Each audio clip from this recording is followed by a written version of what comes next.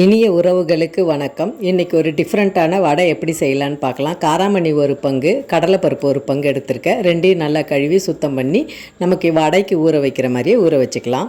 இந்த பருப்பு கழுவின தண்ணி செடிக்கு ஊற்றினா சத்து, அதை நம்ம அதுக்கு பயன்படுத்திக்கலாம். இது ரொம்ப டேஸ்ட்டாக இருக்கும். அதே சமயத்தில் நல்ல ஹெல்தி. நம்ம சிறுதானியங்கள் பயன்படுத்துகிறோம். வெறும் கடலைப்பருப்பு மட்டுமே பயன்படுத்தாமல் இந்த மாதிரி தானியங்களையும் பயன்படுத்தினா குழந்தைங்களுக்கு நல்ல சத்துக்கள் கிடைக்கும். அதே சமயத்தில் சுவையாக இருக்கும்.